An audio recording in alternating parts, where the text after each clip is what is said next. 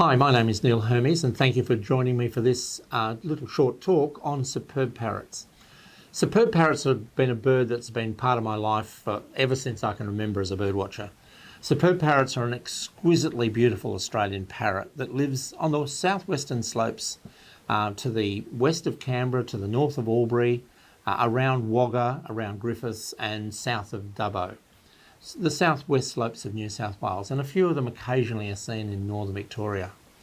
They're a particularly beautiful bird. The male is green with a bright yellow throat and a red bib and a little touch of blue just across the top of its head.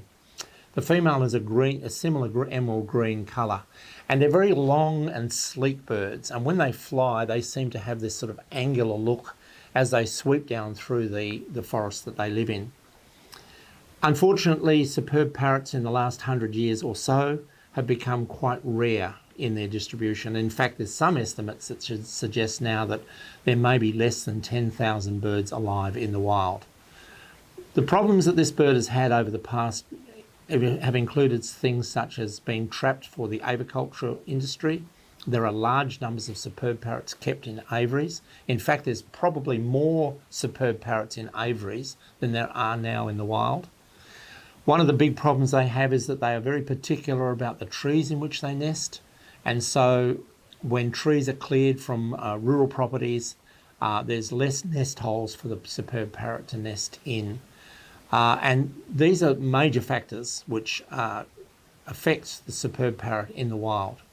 Fortunately, in the last 30 or 40 years, there's been some really strong efforts to try and help this bird along. And I was very fortunate when I was working with the New South Wales Park Service in the 1980s. I was able to get the superb parrot listed as an endangered species in New South Wales, which meant that there was more capacity to make sure that birds weren't captured in the wild for the avicultural trade or weren't being disturbed around nest sites. But that was only part of the need for this bird. One of the other things that had to happen is more trees had to be protected on rural properties in particular throughout the southwest slopes of New South Wales and northern Victoria.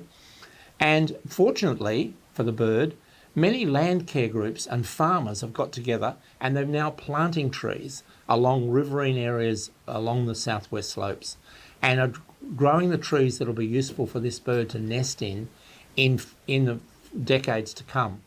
However, there's probably still a massive shortage of suitable places for this bird to nest.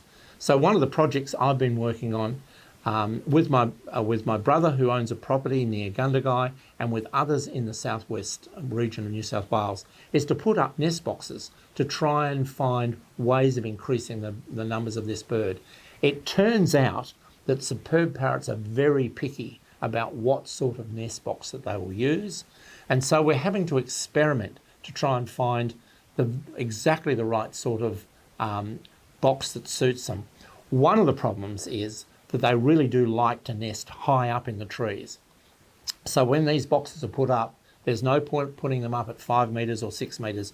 We have to get them as high in the trees as possible, from 8, 9, 10 metres or even higher. And this involves climbing and use of special equipment to do it. So this is a project I've been involved with for a number of years, and it's about trying to look after a bird that has been dear to my heart for as long as I can live as a bird watcher. Thank you for watching this, and if you want to watch more programs about the superb parrot or other things, please have a look at my YouTube channel or look at other places on this website. Thank you.